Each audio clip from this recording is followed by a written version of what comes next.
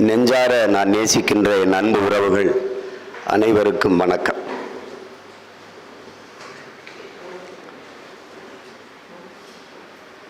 இது பேசுறது கஷ்டம், அதில் கடைசியாக பேசுறது ரொம்ப ரொம்ப கஷ்டம்.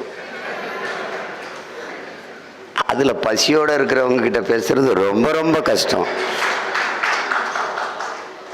தாத்தா காமராஜ் அவர்கள் பசியோடு இருக்க பிள்ளைக்கு பாடம் நடத்தினா என்னப்பா மண்டையில் ஏறும் அப்படின்னு தான் சோறு போட்டு படிக்க வச்சாங்க.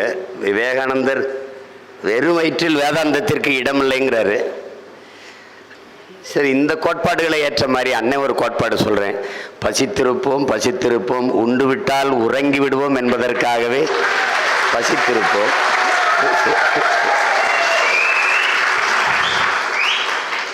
அது சோற்று பசி அல்ல, நம்முடைய பசி சுதந்திர பசி, விடுதலை பசி. வெறும் பசி அல்ல, விடுதலை பசி. இங்கே பேசிய எல்லாரும் நல்ல கருத்துக்களை சொன்னாங்க. இப்போ தங்கச்சி இது முதலாக பேசுகிறேன்னு நல்ல கருத்துக்களை சொன்னாங்க. அதாவது இங்கே பல பிரச்சனை இருக்குது. எல்லார் வீட்டு வாசலையும் மேலதாளத்தோடு போய் வெத்தலை வாக்கு வச்சு அழைச்சா தான் கட்சிக்கு வேலைக்கு வர்றதுன்னு ஒரு இது இருக்குது. எனக்கு சொல்லையே, எனக்கு கூப்பிடலையே, என்னமே என் பொண்ணு கல்யாணத்துக்கு கூப்பிட்ட மாதிரியே பேச்சுக்கிறது எல்லாம். வந்தாவாப்பா உனக்கு விதிக்கப்பட்ட மாதிரி தான் எங்களுக்கும். அடிமை எல்லா அடிமையும் சேர்ந்து போடுறான்னா தான் விடுதலை. அதில் இங்கே தம்பித்துறை பேசும்போது கூட சொன்னார், எப்படின்னா நீங்கள் அண்ணன் வந்து அமைப்பை கலைச்சிட்டாங்கன்னு. அது எப்படின்னா இங்கே நமக்குள்ளே இப்போ இருக்கிற பிரச்சனை வந்து அதான் இந்த நீங்கள் பார்க்குறீங்களா, பொறுப்பு கொடுத்தா வேலை செய்வேன் அப்படின்னு. பொறுப்பு கொடுத்து வேலை செய்யலை. வேலை செய்யலைங்கிறத விட நிறைய பிள்ளைகளை வேலை செய்ய விடலை.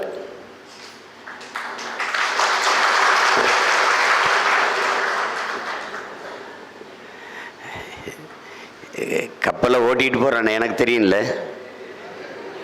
காப்பாற்றி கரை சேர்த்ததை விட தள்ளி கடலில் விட்டவன் தான் நிறைய பேர். பக்கத்தில் இருந்தே பிடிச்சி பக்கத்தில் இருக்கணும் தள்ளி விட்டுறது. கட்சியில் சும்மா மாநில ஒருங்கிணைப்பு மண்டல ஒருங்கிணைப்புலாம் போடுறோம். அவரை போல இன்னொருத்தர் கட்சியில் சேர்த்துருக்காரான்னா இல்லை. ஆனால் அவர் 5 பேரை கட்சியை விட்டு நீக்கியிருக்காரான்னா அது இருக்கு. அப்படிங்கும்போது கட்சி எப்படி வலிமையானதாக மாறும்? ஒரு காலகட்டத்தில் இப்போ என்னதான்டா பண்ணுறது அப்படின்னு ஒன்று தான். இப்போ நான் ஒரு விளையாட்டு ஆசிரியர், ஒரு ஃபிசிக்கல் டைரக்டர்னு வச்சுக்கோங்க, ஒரு பிடி வாத்தியர். இப்போ நான் பள்ளிக்கூடத்தில் 60 பிள்ளைகள் படிக்கிற இடத்துல 60 பேர் எல்லாரையும் ஓட விடுவோம்.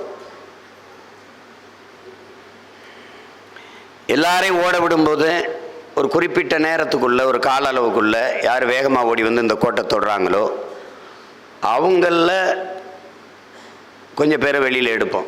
ஒரு 20 பேர் எடுப்போம்.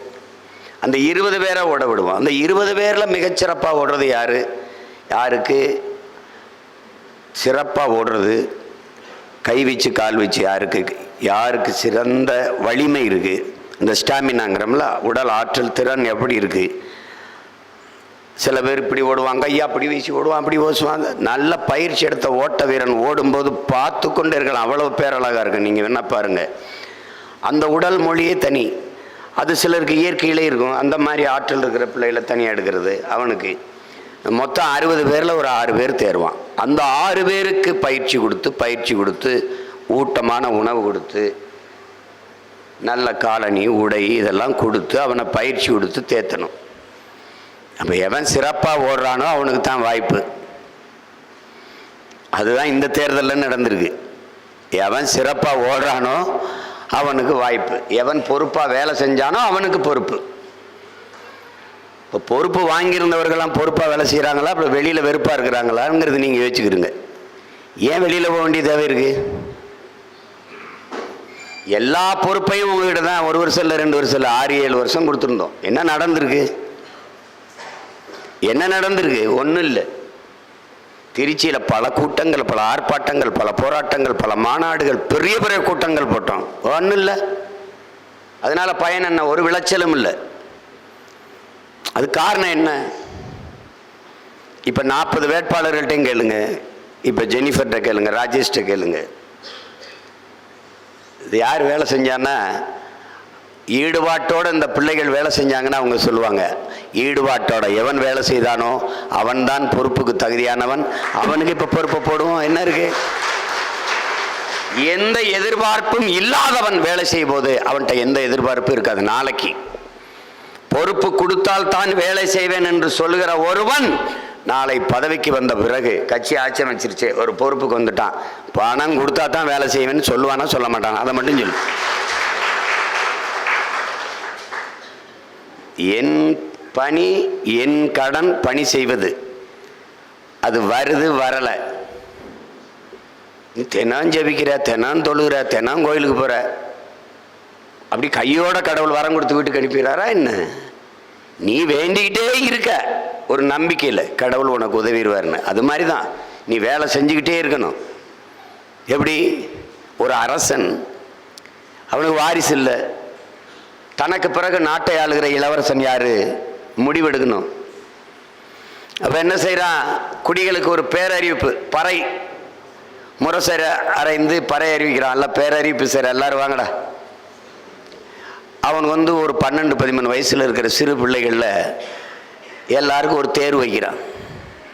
ஒரு விதையை கொடுத்து இதை நல்லா முளைக்க வச்சு வளர்த்து கொண்டு வர்றவன் எவனோ அவன் தான் இந்த நாட்டின் இளவரசன் அனுப்பிடுறான். அது சிறப்பாக எந்த செடி வளர்ந்துருக்கோ அந்த செடிக்கு சொந்தக்காரனை இளவரசனாக தேர்வு செய்யுங்கிறத அறிவிப்பு. அப்போ நாட்டில் இருக்கிற பிள்ளைகள், அவங்க பெற்றோர்கள்லாம் பேரார்வம் கொண்டு, என் மகன் நீ நாட்டை ஆள போகிறான், இளவரசன் ஆக போகிறான், என் மகன் நாட்டுக்கு இளவரசன் ஆக போகிறான்னு தொட்டியில் மண்ணை போட்டு அதில் விதையை போட்டு தண்ணியை ஊற்றி வளர்க்குறான். எல்லாரும் வீட்டு விதையும் முளைச்சி பிரமாதமான செடியாக, பெரிய செடியாக அழகாக வளர்ந்துருது. அரசர் அறிவித்த நாள் வந்துடுது, எடுத்துக்கிட்டு போகணும்.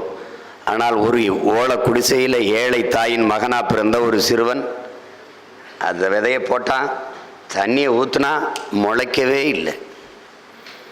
எல்லாரும் செடியும் முளைச்சிருச்சு, நம்ம செடி முளைக்கலைன்னா அவன் அழுகிறான், அம்மாட்ட போய் அழுகிறான். நான் தினம் அதுக்கு உரம் வச்சம்மா, அதுக்கு தண்ணி ஊற்றுனேம்மா, இன்னைக்கு எல்லாரும் செடியும் முளைச்சிருச்சு, என் செடி மட்டும் முளைக்கலையம்மா அப்படின்னு. இப்போ அந்த அரசர் கிட்ட போய் இந்த செடி முளைச்சதை காட்டணும். எந்த செடி உயரமாக இருக்குது, எந்த செடி செழிப்பாக வளர்ந்துருக்கோ அவன் தான் இளவரசன். அப்போ இந்த மகன் எப்படி, நான் இந்த முளைக்காத செடி இப்போ இந்த சட்டியை தூக்கிட்டு எப்படி போகிறது, என் செடி முளைக்கலையே அப்படின்னு. நீ போ, அரசர்கிட்ட போய் சொல்லு, நான் விதை போட்டேன், நீங்கள் கொடுத்த விதையை போட்டேன், அதுக்கு உரம் வைத்தேன், அதுக்கு தண்ணி ஊற்றினேன், நன்றாகத்தான் பராமரித்தேன், ஆனால் முளைக்கலைங்கிற உண்மையை சொல்லிட்டு வா போ அப்படின்னோடனே அம்மா சொல்லுக்காக அந்த முளைக்காத அந்த சட்டியை தூக்கிட்டு போகிறான். எல்லாரும் வரிசையில் நின்று காட்டுறாங்க. இப்போ பார்க்குறவங்க பார்வையாளர்கள், இந்த செடி அருமையாக இருக்குது, நல்லா வளர்ந்துருக்கு, இவன் தான் இளவரசனாவான், இல்லை இவன் தான் இளவரசனாவான், இவன் செடி நல்லா வளர்ந்துருக்கு, இவன் தான் இளவரசனாவான்னு தேடிட்டு இருந்தான். எல்லாம் பேசிட்டு இருக்கான். மன்னர் ஒவ்வொரு செடியாக பார்த்துட்டு, இங்கிட்டு போங்க, இங்கிட்டு போங்க, இங்கிட்டு போங்கன்னு சொல்கிற. அப்படி கடைசியாக முளைக்காத அந்த அந்த சட்டியை வச்சுக்கிட்டு அந்த அந்த ஏழை சிறுவன் நிற்கிறான். அவனை பார்க்குறாரு. அரசே, நீங்கள் கொடுத்த விதையை இதில் நான் போட்டேன், அதுக்கு வேண்டிய அளவு உரம் வச்சேன், தண்ணி தொடர்ச்சியாக ஊற்றுனேன், நான் முளைக்கலை அப்படின்றான். அவனை பார்த்து கட்டி பிடிச்சி, நீ தாண்டா இந்த நாட்டின் இளவரசன்டான். அவன் தான் உண்மையாக இருந்தான். அப்போ நீங்கள்லாம் இளவரசர் ஆகிறதுக்கு தகுதி இல்லை, நீங்கள் போகலான்றாரு. எல்லாரும் எப்படி ஏன் செடி முளைச்சி, பைத்தியக்கார நாய்களா, நான் கொடுத்தது உங்களுக்கு அவிச்ச விதைடா, அது எப்படா முளைக்கும்ட்டான். அது மாதிரி உங்களுக்கு ஒரு பரீட்சை, எவன் வேலை செய்கிறான்னு மாவட்ட செயலாளர் சொல்லலாம், மண்டல செயலாளர் சொல்லலாம், உனக்கு வேண்டிய ஆள் நாள் வரை இவன் நல்லா வேலை செஞ்சான்னு அவன் செய்யலாம். ஆனால் நான் போட்ட 40 வேட்பாளரும் போய் சொல்ல மாட்டான். எனக்கு சொல்லுவான், என் தங்கச்சி ஜெனிஃபர் சொல்லுவா, என் தம்பி ராஜேஷ் சொல்லுவான், என் மகள் தேன்மொழி சொல்லுவா, எல்லாரும் சொல்லுவான், என் மகள் தேன்மொழி, அப்பா இவர் நல்லா வேலை செஞ்சார், வேலை செய்யல. அவளுக்கு தேவை ஒன்றும் இல்லை, உண்மை வரும், அவனுக்கு பொறுப்பு போகும். இங்கே வேலை செஞ்சவனுக்கு தான். சீமான்கிற ஒருவனுக்கு வேண்டியவன் வேண்டாதவன் கிடையாது, வேலை செய்கிறவன் வேலை செய்யாதவன்.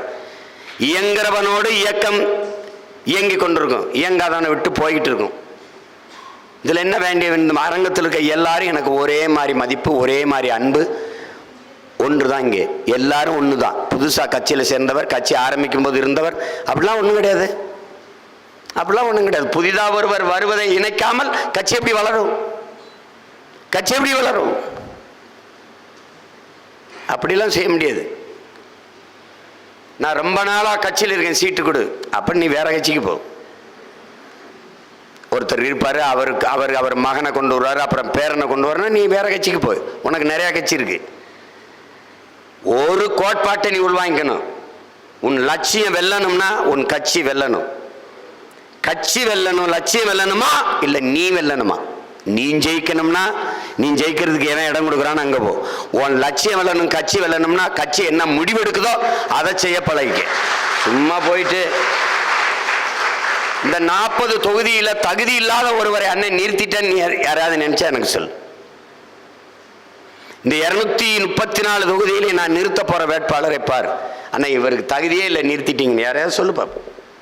இல்லை இவர்கிட்ட 5 கோடி காசை வாங்கிட்டு கொடுத்துட்டா சீட்டு, அப்படிதான் சொல்லு. ஏதாவது சொல்லு. ஜெனிபரும் அவர் கணவரும் அயலகத்தில் வேலை செஞ்சுக்கிட்டு இருந்தாங்க. நிறைய சம்பளம். இந்த அரசியலை செய்யணுங்கிறது அவங்களுடைய நோக்கம். ஏன்னா நான் வாழ்வது போல நான் பிறந்த இனமும் வாழணும், சமூகமும் வாழணும். அதுதான் முக்கியம். அதுதான் முக்கியம்.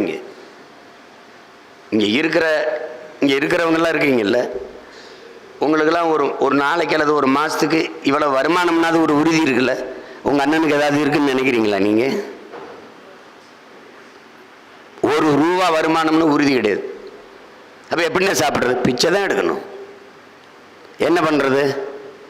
சிக்னலில் பிச்சை எடுப்பான். நான் வரும்போது நான் சிக்னல் ஆப்பில் பிச்சை எடுப்பேன் ஃபோனில். ஏப்பா செலவுக்கு தான் காசு போட்டு விடுப்பா. இதுதான் இப்படி தான் ஓட்டிக்கிட்டு இருக்கு. இதில் என்ன இருக்குது? வந்துருச்சு. இனமானம்னு வந்துட்டா தன்மானத்தை கைவிடணும். தன்மானம் பார்த்தா இனமானம் இல்லை. அப்போ ஏச்சு பேச்சு அவமானங்கள்லாம் தாங்கித்தான் ஆகணும். எல்லாத்தையும் தாண்டி இருக்கிறது விடுதலை, வெற்றிங்கிற ஒன்று. அண்ணன் திரும்ப திரும்ப சொல்றேன், எல்லா வேதனைக்கும் ஒரே மருந்து தான், அது சாதனை ஒன்று தான். எல்லாம் அதில் மறந்து போகும். எல்லாம் மறந்து போகும் அதில். அதை தான் ஃபிடல் காஸ்ட்ரோ நமக்கு கற்பிக்கிறான். தொடக்கத்தில் எதையும் வீண் முயற்சி என்பார்கள், வென்றுவிட்டால் விடாமுயற்சி என்பார்கள். உங்களுக்கு தெரியுமா? ஐபிகே இப்போ அனுப்புது இந்தியன் பீஸ் கீப்பிங் ஃபோர்ஸ், அது பீப்புள் கில்லிங் ஃபோர்ஸ். அது அப்புறமா தான் தெரிஞ்சுது. ராஜீவ் காந்தி தமிழ் மக்களை பாதுகாக்க அமைதிப்படைங்கிற பேரில் அந்த படை அனுப்பல, ஒரு அநியாய படை அனுப்பி தமிழ் மக்களை கொல்வதற்கு அனுப்பு, குறிப்பாக தலைவரை கொல்வதற்கு. அந்த படை போகும்போது இங்கிருந்த பெரிய பெரிய தலைவர்கள் எல்லாம், குறிப்பாக தலைவர் அமைதிப்படை இந்திய இராணுவத்தை எதிர்த்து சண்டை செய்யறதுன்னு முடிவை எடுத்துட்டாரு. அந்த நேரத்தில் பிரபாகரன் ஒரு பைத்தியக்கார பைய, சின்ன பைய, அவன்லாம் போய் எவ்வளவு பெரிய நாட்டு ராணுவத்தை எடுத்து சண்டை போட போறானா? சை, இது தற்கொலைக்கு சமம், அப்படி சமம், இப்படி சமம். அப்ப நமக்கு இவ்வளவு அரசியல் இது இல்லை, நம்ம சின்ன ஆளு. ஆனா அந்த தலைவர்களே திருப்பி சொல்ல நான் கேட்டுக்கிட்டேன். அப்படி விமர்சிச்சவர்கள்லாம் உண்டு. தலைவர் எந்த துணிவில் அந்த முடிவெடுத்தார்? இப்ப அண்ணன் எந்த துணிவில் முடிவெடுத்தவங்க கூட முன்னாடி நம்ம எல்லாம் வேலை செஞ்சிருக்கோம், அந்த துணிவு தான். எப்படி அதிமுகவை வீழ்த்திடுவானா சீமான்? இப்ப திமுக அதிமுக நம்மளை கண்டு பதறதா இல்ல நம்ம அதை கண்டு பயப்படுறோமா? பல இடங்களில் 12 தொகுதியில் அதிமுகவோட வாக்கு நம்ம அதிகம். பல தொகுதிகளில் திமுகவை விட நம் வாக்ககத்தில் நமக்கு வாக்கு அதிகம். பல தொகுதிகளில். இங்க சொல்றது என் தம்பி சொன்ன அண்ணன் திமுகவினுடைய பின்பற்றணும் அப்படின்னு. அதை கொஞ்சம் ஃபாலோ பண்ணு. என்ன ஃபாலோ பண்ற தம்பி? கலைஞர் வர பாரு, காசு கொடுக்கணும் இல்லது கள்ள ஓட்டு போடணும். இது 2 நம்மளால செய்ய முடியாது. அவங்க நம்மளை பின்பற்றினா நல்லா தேர்தல் ஆயிரும், நல்ல ஜனநாயகம் வந்துடும், நாடு மக்கள் நல்லா இருந்தலாம். அவங்கள பின்பற்றினா மறுபடி நாசமா தான் போகும். என்னை எப்படி கூப்பிடுவாங்க கூட்டணிக்கு? நீங்க வந்தா எப்படி இருக்கலாம்? நீங்க இவ்வளவு கஷ்டப்படுறீங்களே, நீங்க உங்க குடும்பம்லாம் பாருங்க எப்படி இருக்கலாம். நான் நல்லா இருப்பேன், நாடு மக்கள் நாசமா போயிடுவாங்க. பரவாயில்லையா? அதுதான் கதை.